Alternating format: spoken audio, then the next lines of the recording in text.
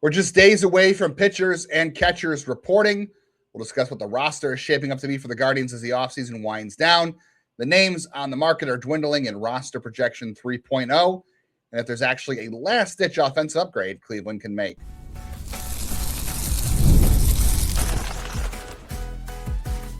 You are Locked On Guardians, your daily podcast on the Cleveland Guardians. Part of the Locked On Podcast Network, your team every day. What is going on, Guardians fans? Welcome on into another episode of Locked On Guardians for Thursday, February 5th, 2026.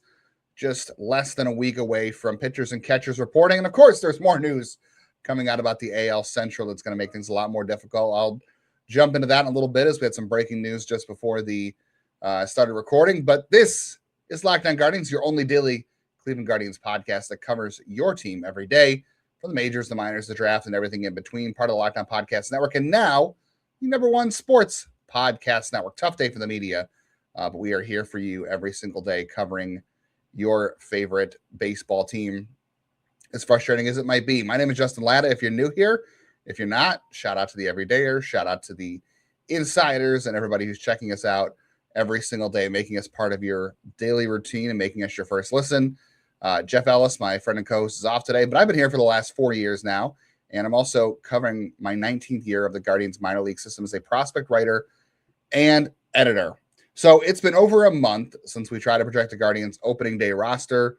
We'll dive into roster projection 3.0 on today's show. Coming up in a bit, after we do that, we are going to talk about what has changed from projections from the first version to the second version. Hint, it's not a lot in terms of actually what was happening here, but it is a lot, or a little bit, since what I actually did predict, and it went very wrong.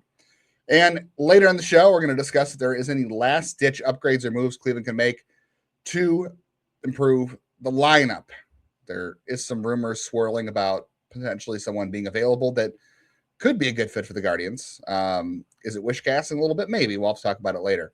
So let's take a look at who I think is going to be on the roster come opening day. And let's remember, offer a caveat that the roster on March 28th, again, is not going to be the same as it is on June 28th, on August 28th, September 28th. Hopefully by September 28th, it's kind of, figured out that this team has the guys they want and they're going to the playoffs.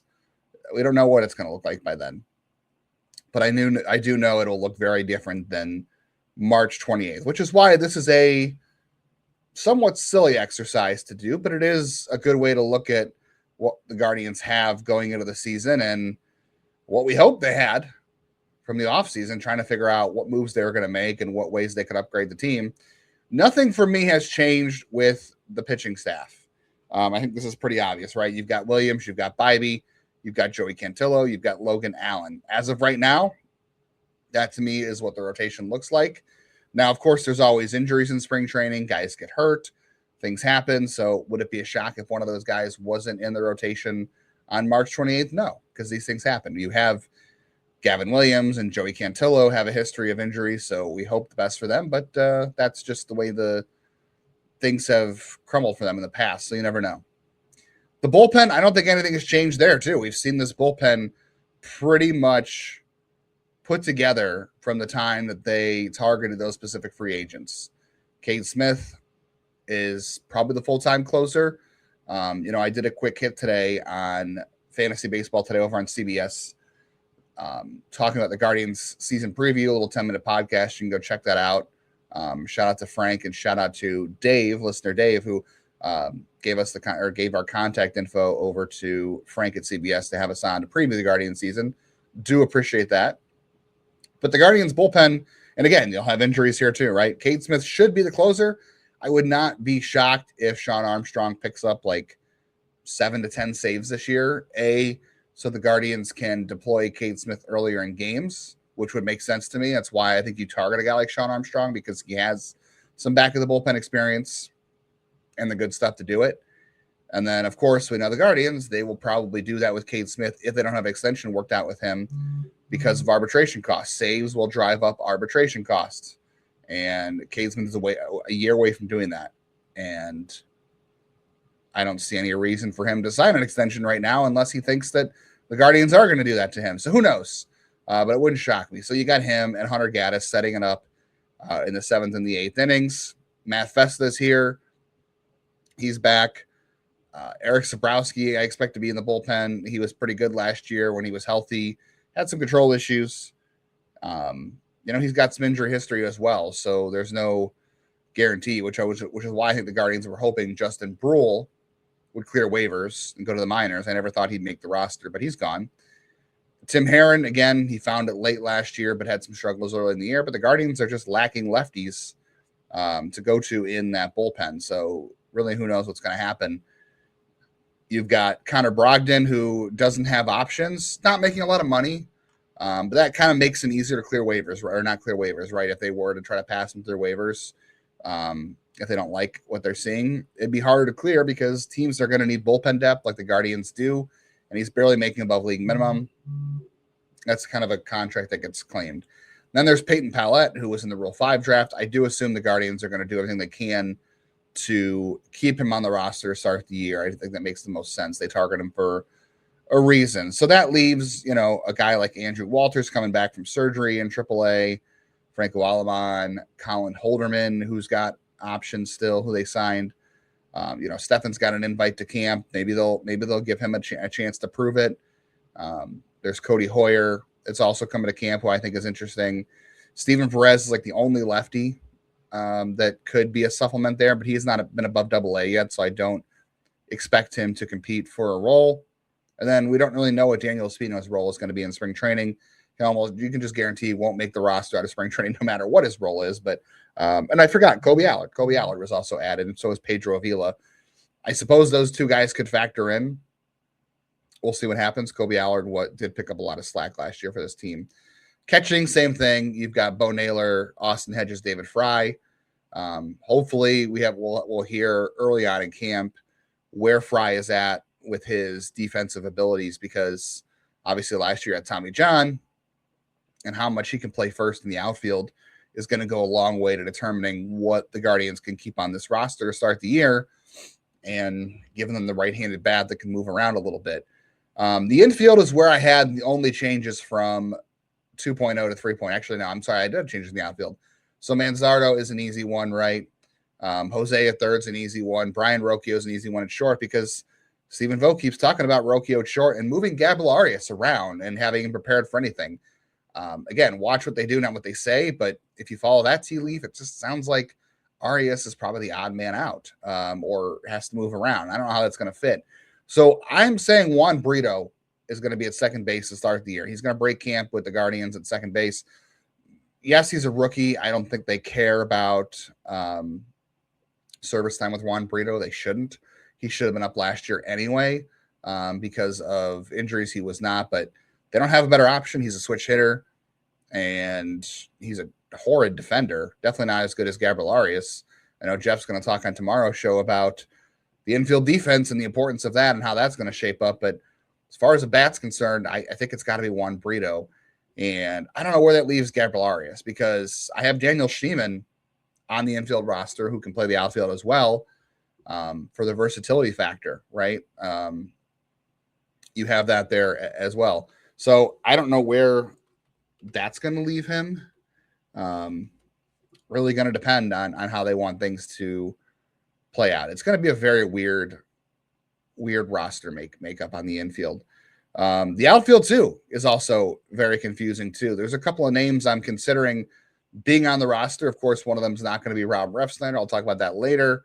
But there are at least two names that are locks, I think, for opening day. And after that, it's really messy. And I don't see that changing anytime soon in terms of it being messy. And I'm not talking about the good kind of mess. I'm talking about the kind of mess that just is not going to be very fun to figure out, because the Guardians, if you haven't noticed, are going to need a few more right-handers in their lineup. And of course, they don't have that many, with the Tigers adding Framber Valdez to their rotation. If they keep Tarek Skubal, that is going to be a tough 1-2 of left-handers to go against in the AL Central this year, especially from the left side. You add Cole Reagans to the mix. The Twins' top three is pretty good. No lefties, but they're pretty good. All right, so I'll come back. I'll talk about outfielders on the roster, how I think this is going to shape up. We'll talk about who is missing from version 1.0 and 2.0, the disappointments there. I'll talk about the lineup, and we'll get to a last-ditch offensive upgrade the Guardians could make, and they really need it, given the news. Coming up. Baseball season is around the corner. That means tax season is also around the corner and doesn't have to take over your life. This year, TurboTax is making it easier than ever to hand off things and move on with your day. How nice would that be? You don't have to spend hours going through all your different forms. TurboTax full service. You're going to have your taxes done for you by a trusted local expert from start to finish. No stress, no guesswork. I mentioned multiple times as a person who fills out multiple 1099s per year, all different kind of tax forms. I need a lot of help with that. I can't do it on my own, or I don't want to. It's much easier if I rely on places like TurboTax. For a limited time, you can have your taxes done by a local tax expert at TurboTax for just $150 all in if a TurboTax expert did not file for you last year. So just file by February 28th. Take taxes off your plate. Get back to your life. Visit turbotax.com/local to book your appointment today.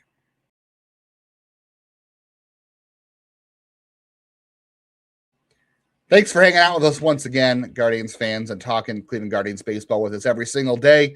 You're the reason we keep showing up and doing this and talking about the team, even when things are not as fun to talk about. With baseball around the corner, though, I think it'll be at least a little bit more fun to talk about spring training storylines, all that kind of stuff. So we appreciate being part of your team, you making Locked On Guardians your first listen today and every day, wherever it is that you get podcasts. If you are living with the Guardians every single day in this podcast, take it up a level, go ad free, join the Everydayer Club, get Locked On Guardians with no interruptions. You get access to a members only Discord server that's got me and Jeff in there. It's got all the Locked On MLB hosts. It's got Locked On MLB hosts from every show. There's a channel for every show that we have. So whatever you're a fan of, you can chat with other fans and hosts in there, including us, for just $5 a month or $50 a year. Go to lockedonguardians.supercast.com or check the link in the show notes to learn more. So we were talking about the outfield before we got into the Framber Valdez news. Neither side, I guess I was going to say the Framber Valdez news made me feel like Tarek Skubal, the Tigers, may have won that case because it gave him maybe some extra money, but neither team knows the outcome yet. So very interested to see what that means for them. Not going to be a lot of fun, though. But the outfield. So obviously you've got Juan and DeLauter, right? That's pretty obvious out there. Well, I guess I shouldn't give DeLauter an obvious, but he should be. If you didn't go out and make any moves, again, I've said this a million times on the show so far, is DeLauter better be your opening day something outfielder because you didn't make any other upgrades. I did have Schneemann on the infield, and I thought it'd be very hard to keep Schneemann and Martinez on the same roster, but Schneemann does have infield versatility. If they do decide to move on from Gabriel Arias, which would be kind of surprising, because they only have him and Rocchio at short, and there's no shortstops behind that. I know Jeff's going to get in the middle infield a little bit more on tomorrow's show, but if you keep Schneemann, that gives you a little bit of shortstop coverage there. Not great. If they move on from Arias, I'm not sure what they'll do. Like I'd have to look down in the minors again and see who they have. You don't want to go with Milan Tolentino. I know Hanau's on the roster, but he's not ready. There's really nobody else down there you can go with. So Schneemann could be that guy. I guess Arias maybe sticks around for that reason, but as of right now, I've got Arias as the odd man out, and I've got Martinez and Schneemann and Brito on the roster. And then I think it comes down to, four guys. You've got Valera, who I think they want on the roster. You've got Nolan Jones, who they gave $2 million for, who's a backup in center field and the outfield, who gives you a little bit of coverage with DeLauter and his injury issues, although Martinez and Schneemann can handle center just as well as I think Jones could. There's Kafis, who could factor in here at some point, but I think with Manzardo and Fry, I think it just makes more sense not to have him on the roster. So I don't know how you get him and Valera at bats and DeLauter at bats and Quan at bats if you already have Jones, depending on what they do with him. And then the last guy to consider, I don't know, like there's nobody else. So I know some people say Jonathan Rodriguez, but I just don't see a pathway to him being a successful major leaguer. Like I know the AAA numbers are good. I've said this before, but I don't believe in the approach. I don't think he's a guy where it translates. We saw Will Wilson, have a really hot start in AAA last year. Obviously, he's not as good as Rodriguez in AAA, but he had a hot start. We've seen guys tear the cover off the ball in AAA before, and it just doesn't work out. I think Rodriguez is another Bobby Bradley, and he's, big and bad defensively. I just don't see how that makes sense defensively, and I just don't think he can hit enough. Maybe they'll give him a chance, but I'm forced to consider Stuart Fairchild. Maybe Fairchild makes it over Nolan Jones because he can play center, and he's right-handed. The splits don't really matter because he's not a good hitter either way. It's an 88 WRC plus last year against righties, or against lefties, I should say. For his career, it's a 106, 746 OPS. It's not sexy. There's that, and there's defense and speed, which is something Cleveland doesn't really have in the outfield. So I'm tempted to say that there's a chance that Stuart Fairchild ends up on this roster on opening day, and that would just be nothing against Stuart Fairchild, but unexciting and kind of sad for Guardians fans, if we're being honest. If that's the guy who you're thinking ends up being your addition or extra right-handed bat. So I could see him making it over Nolan Jones, depending on what they want to do there. So what has changed from 3.0 to 2.0? Well, I added Fairchild, as I just noted. That's who I think has a chance to make the roster. I did ship off Gabriel Arias. I don't know where he's going. He's out of options, but I just think that with Brito playing every single day at second base is what I think they should do. Maybe they won't do that, but how are they gonna get time to see Brito in the majors before Bazana comes up? It doesn't make sense. So I have Fairchild on the roster. I don't have Arias there. I have Brito there, and I'm keeping Arias or Schneemann. I suppose you could keep Arias and not Schneemann. Schneemann doesn't have an option, so maybe he does have options. Actually, I think Schneemann does have an option. I'm not sure why you would send him back down though. Like, he's a bench player. He's not an everyday guy, but he's a bench player. And I had, Brendan Donovan and Rob Refsnyder were the two guys I had added in my previous roster versions, because I had hope they were going to add one of them. We heard what happened with Rob Refsnyder as far as wanting to play in Seattle due to location and family, which I totally get. You can't compete with that. You can't overpay just to get him to reconsider. I know there's some people out there who have said, well, pay him a little bit more and convince him to take the role and stay in Ohio or go to Ohio instead of Seattle. Just because, you want to pay him an extra $2 or $3 million to try to convince him, that's still not a great idea to pay over market just for somebody doesn't want to play for you, or making money talk a little bit more. I think that's a hard way to go. And you don't want to overpay for an asset too. It's the same way of buying a house or a car.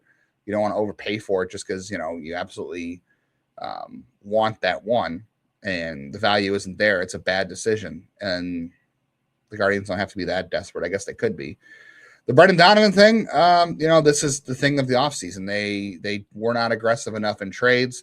I have no idea if they were even in. I don't really think there was ever any talk between them and the Cardinals about Brendan Donovan, if I'm being honest. There was one report back in December about them calling. Maybe that's true. Maybe just a cursory check, maybe, a due diligence. But him being left-handed probably didn't fit for them. For me, it doesn't really matter because they needed to find somebody who could hit in this offense, who's been as good as he is, and they haven't had that. So I've got in my lineup, I've got Quan, I've got DeLauter, I've got Jose, DeLauter in right, Jose at third against righties, or Manzardo at first against righties. And unfortunately, I have Bo Naylor hitting fifth as the catcher. That's the thing I don't like. I'd rather have somebody hit there that I feel better about. But given who's on the roster, that's the best fit. I have Nolan Jones penciled into center field. Maybe that keeps somebody else off. I don't know. Valera DH, Rocchio at shortstop, and I have Brito hitting ninth. Against lefties, it's Quan staying leadoff. I put David Fry at first base hitting second just because they need a right-hander up there. And then I've got Jose. Of course, Manzardo moves to DH. They can keep Fry moving around because Manzardo has no flexibility, but Fry does. And again, that's why his ability to play positions early in the year is going to determine how this roster shapes up. I've got DeLauter in right. I've got Martinez in center, but that easily could be Stuart Fairchild as well. You've got Rocchio at short, Brito at second, Hedges at catcher. You could easily have Fry at catcher if that works out. And you could put Manzardo at first base, and then you can DH somebody else. Maybe that DH ends up being, I don't know, maybe it ends up being DeLauter, and you put Stuart Fairchild in the outfield. I don't know. Great options, right? Gotta love that. So let me know what you think of roster projection 3.0. I know it's not exactly the most overwhelming amount of news, but we're getting closer to spring training. We're getting closer to the regular season. And as I said, I know the roster will change between now and June and August and September, but that's what we look like the Guardians have to roll with when it comes to March, unless there's injuries or a last-ditch effort to improve the lineup. Is it possible? I don't know, but there is a player out there who it seems like could be traded and would make sense for the Guardians if they can find a way to get it done. We'll talk about that next. If you've ever had to go through the process of hiring somebody, it's not about finding anyone who's going to take the job, right? It's about finding the right person, the right background, and someone who can actually help your business and your team move forward. If you want candidates who are matching what you're looking for, Indeed Sponsored Jobs is the move for you. So instead of having to hope that the right person stumbles across your post, Indeed actually is going to help you match with quality candidates by boosting your job listing, people who fit your specific criteria, looking for specific skills, certifications, locations, all of that kind of data that you're really putting out there. The Guardians, they're very specific about what they're looking for. We've talked about that before. They're not looking for somebody who can just help. They want someone with experience who can jump in and I guess to supplement the kids that are going to play. But they didn't go that route. Maybe they should have used Indeed. The stat that says it all, in the minute that I've been talking to you, companies like yours have made 27 hires according to Indeed data worldwide. If you're hiring, spend less time searching, more time interviewing the candidates so you can check all your boxes with Indeed Sponsored Jobs. Listeners of the show are going to get a $75 sponsored job credit to help get your job the premium status it deserves at Indeed.com/podcast. That is Indeed.com/podcast. Terms and conditions apply. Hiring, do it the right way with Indeed.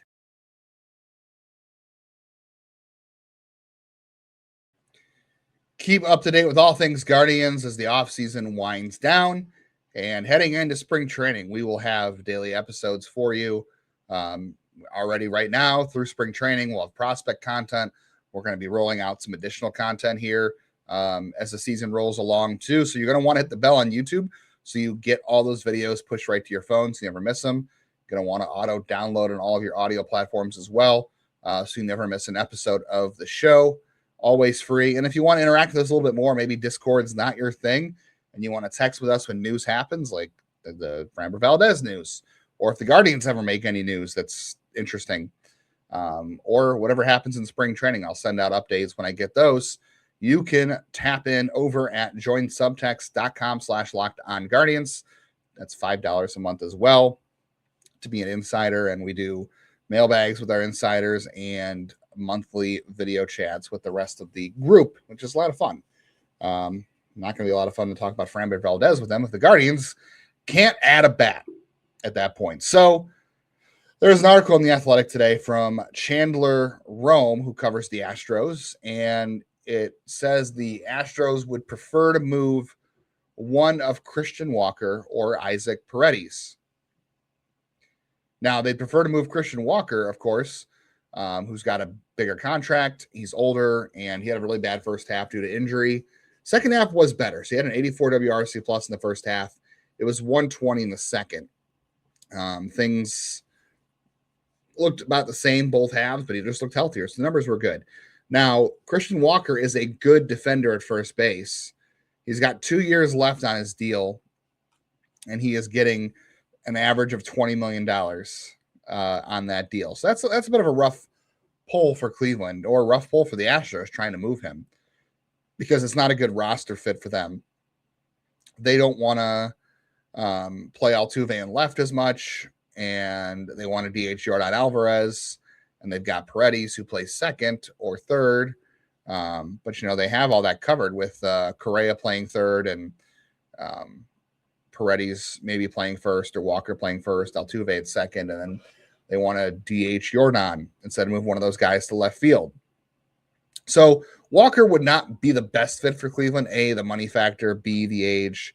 And C, I just, you have Fry and you have Manzardo and there's Kafis. I don't know. Like, would I take Walker? Yeah, maybe, just because they need somebody in the lineup who has more power. But I guess you could platoon those two. I did say DH was kind of open.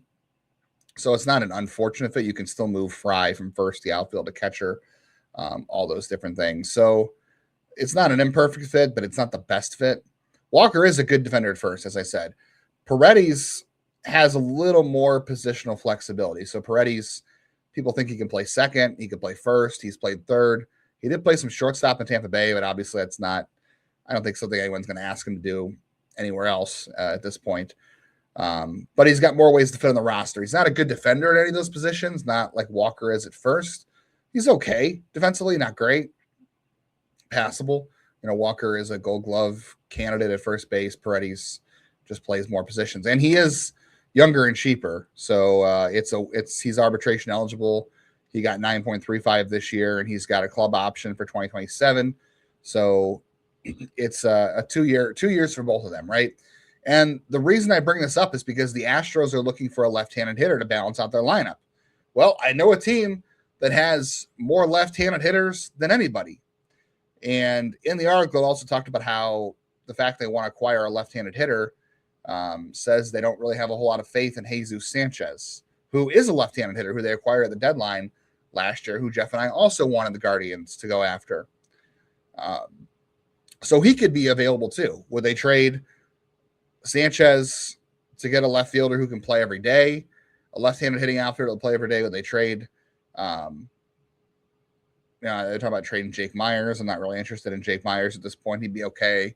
I talked about him over the offseason a little bit. But I take Paredes mostly here. So Cleveland has left-handed hitters, but do they have one that fits the Astros specifically? The only one I could think of is Stephen Kwan. Like, the Astros are not going to trade Isaac Paredes or Christian Walker for George Valera or Nolan Jones or CJ Kafis. They are not doing that. And that's the problem. Would you trade Kwan to get back Isaac Paredes? They both have the same amount of years left. You lose your leadoff hitter. You lose a piece of that lineup. So you're plugging in, Valera in left, DeLauter in right, Jones in center, Martinez, maybe Kafis. You lose a known commodity in Stephen Kwan, who plays a great left field, is your leadoff hitter, 2 years away from free agency. Or 1 year away from free agency. It'll be next year. 2 years of control for Kwan, or do you want 2 years of control of Jesus Sanchez or Isaac Paredes in this lineup? You probably have to throw in, you could throw in Logan Allen. I think we can safely say, a Logan Allen or a Parker Messick would easily land Jesus Sanchez without a doubt to me. But the Astros don't want to subtract a left-handed hitter. They just don't trust Sanchez. So I don't know how you would grab him out of their lineup. So they want to trade one of those righties. But if you can include Kwan and one of those pitchers, could you convince them that Kwan obviously is an everyday player and Sanchez is a platoon bat? Could you convince them with a pitcher to give up Sanchez for Kwan and also get yourself Paredes? I don't know. Sanchez does have more experience as a platoon outfielder, 104 WRC plus last year against righties. But you would acquire two right-handed hitting bats or two bats that can play every day. And one's a right-handed hitter who has power, and you have another one who can play left or right field. I suppose Sanchez could play left in Cleveland. Not a great defender, obviously not like Kwan. It's probably a downgrade, I think, if you go from Kwan to Paredes and Sanchez. I guess Kwan just to Sanchez is a downgrade. If you can get Paredes, that's an upgrade. I don't think the Astros are doing that. That's the hard part. You can't include Martinez or Schneemann. They're not going to get it done. It's really an imperfect fit. It sounds like the Astros want to make a deal involving one of them to get a left-handed hitting outfielder. I don't know what their options are. But I got to think Kwan's the only guy on this roster because Cleveland wouldn't try, Cleveland would love to offload anybody else besides Juan DeLauter, I think, to get that done. But if the Guardians don't want him in their bad outfield, the Astros certainly don't want them either. So it's hard to say. It's really probably just wish casting that this would happen at this point. And I'm not advocating for the Guardians to make a move for the sake of making a move here. I'm legitimately saying it'd be great if they could just turn one of their hitters in the lineup into a right-handed hitter who had some power to hit fifth. Like I put Bo Naylor hitting fifth. I would love to see Isaac Paredes hitting fifth in this lineup. I would trade them Juan Brito to do it, and you move Paredes around. I don't know. I would do that too. I would love to make that happen. Just you got him for 2 years, and he's got power, and he's a little bit versatile, and you don't have to lock him into one position.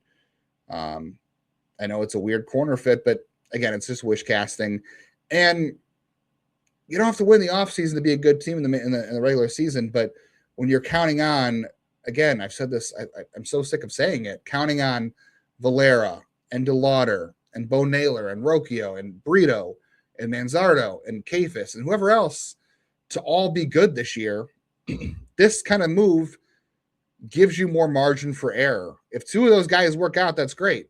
But you've got Valera and DeLauter with a checkered injury history. You don't know how. I mean, I think DeLauter, if he's healthy, is going to be just fine. Valera, I can't say for sure. Do you trust that Brito is going to be a good everyday player? I project him to be in the lineup, but there's no guarantees out of the gate that's going to be good. If you get a guy like Paredes, your lineup instantly is a little bit better. So I'm just saying, like, you can still not block young players and get a guy that's going to help you that you like. It gives you margin for error. It reduces the random variance. You can even use some of those prospects to clear and not have to worry about blocking them because you're adding an upgrade. Like Isaac Paredes is an upgrade to this lineup. Let's be very clear. He would be. I guess Walker would be too. It's just, I don't see the money there fitting. And I don't see the positional fit with the way they have things laid out, but it is what it is. I'd still call for Lars Nootbaar too. And I know Jeff is going to talk about some of the middle infield tomorrow. I know he's going to talk about some of their last minute trade targets with St. Louis, some other places as well. Also want to shout out, I thought this was interesting too. I'll say the Guardians announced their coaches in their system, the minors, on Wednesday. This list is interesting to me. You've got Matt Engel, who's a Columbus native, is the hitting coach in Columbus now. Framber Valdez is one of the hitting coach. He's an ex-Guardians minor leaguer. Nick Whitgren, remember him from the bullpen? He's going to be one of the pitching coaches at Columbus. In Akron, you've got Cole Nieto is going to be a hitting coach, a new guy I've never heard of before, but he's a St. Ignatius and BW alum, so you like that. Jan Rivera, his dad, was the captain's manager back in the day and was a coach with Toronto. Lake County has Bryce Ball, who ended his career in Cleveland in the minors. Eric Stamets, who is a Columbus native, played for Cleveland for a year, is going to be the bench coach in Lake County. Shane McCarthy is the pitching coach in Lake County. He's an ex-Cleveland prospect. Lynchburg, you've got Erland Serta as the manager. He's an ex-Cleveland minor leaguer. And then you've got, Brad Goldberg and Sandy Alomar and Corey Kluber. I think it's interesting how many of those players and those managers, coaches are ex-Cleveland players or have some sort of tie to the area like Brad Goldberg or Stamets or Engel. I think it's or Cole Nieto. I think it's interesting that they have some guys that are local that are on these coaching staffs and also guys that played here. It shows that they have a really good track record of people that want to coach here. All right. Thanks for tuning in today. Hope you enjoyed it. Let me know in the comments about roster projection. And if you're holding on any hope for a trade of someone like Isaac Paredes or more, make sure you subscribe, follow, so you get all the latest episodes. Jeff will be with you tomorrow talking about the middle infield and last-ditch acquisition ideas. If you never miss an episode of the show, hit the Everydayer Club up. It's built for you. Locked On Guardians ad-free coming your way, plus members-only Discord access and more. Check out LockedOnGuardians.supercast.com to learn more. Thanks for tuning in. Be back with you on Monday. At least both of us will be, when the Guardians are actually in spring training. How about that? That'll be fun to talk about, I think. In the meantime, go Guardians, go. Stay warm and keep wishing for that bat, even if it's going to break your heart.